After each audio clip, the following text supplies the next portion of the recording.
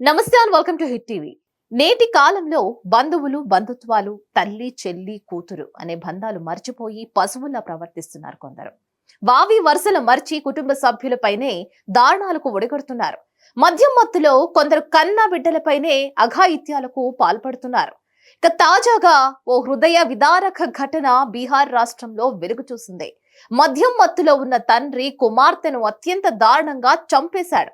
అంతేకాక ఆమెను ఇంట్లోనే పాతిపెట్టి రాత్రంతా సమాధిపైనే పడుకున్నాడు.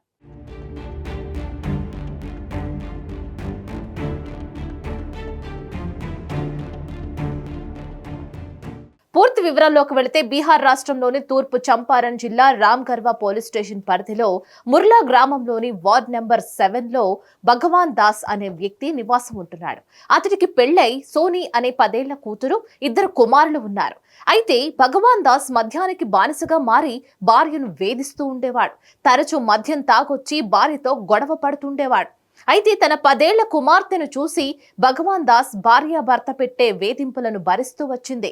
ఇక తాజాగా ఓ రోజు సాయంత్రం భగవాన్ దాస్ మద్యం సేవించి ఇంటికి వచ్చాడు. మద్యం మత్తులో ఉన్న దాస్ భార్యతో గొడవకు దిగాడు. అంతేకాక ఆమెపై దాడి చేయడంతో భయంతో పొరుగువారి ఇంటికి వెళ్ళింది.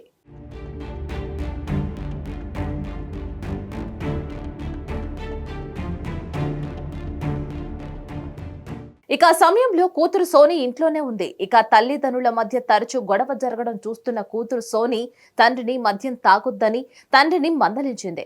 ఇప్పటికైనా తాగడం మానేయి నానా అంటూ తండ్రిని బ్రతిమలాడుకుంది. అయితే మత్తులో ఉన్న దాస్ పశువులా మారాడు. తన బిడ్డ చెప్పిన మాటలకు ఆగ్రహంతో ఊగిపోయాడు. అంతేకాక సోనీపై దాడికి తెగబడ్డాడు. ఆమెపై దాడి చేసి గొంతు కోసి అత్యంత దారుణంగా హత్య చేశాడు. అనంతరం ఇంట్లోనే గొయ్యి తవ్వి సోనీ మృతదేహాన్ని పాతిపెట్టాడు. ఆ తర్వాత కుమార్తె సమాధిపై ఒక మంచం వేసుకుని రాత్రంతా పడుకున్నాడు. మరుసటి రోజు తెల్లవారుజామున తాగిందంతా దిగిపోయింది. అప్పుడు గాని తాను చేసిన తప్పేంటో గుర్తొచ్చింది. ఇక దాంతో ఇంటి నుంచి పారిపోయాడు భగవాన్ దాస్. అయితే భగవాన్ దాస్ చేసిన ఈ హత్యను వారి కుమారులు చూశారు. కానీ తండ్రిని ఆపలేకపోయారు. ఎందుకంటే అడ్డుకున్న సోదరుని చంపిన తమని ఏదైనా చేస్తాడేమో అని భయపడ్డ కుమారులు ఓ మూలన బిక్కుబిక్కున ఉండిపోయారు.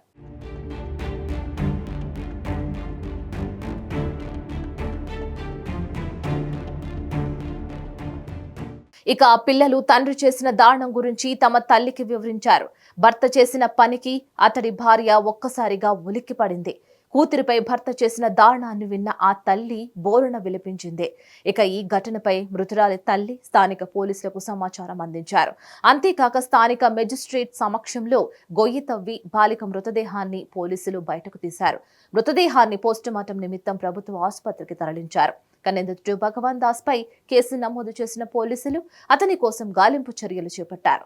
మొత్తంగా ఈ ఘటన స్థానికంగా సంచలనంగా మారింది. సో ఇది ఇవాల్టి క్రైమ్ న్యూస్. మరో న్యూస్ తో మళ్ళీ కలుద్దాం. చూస్తూనే ఉండండి హిట్ టీవీ.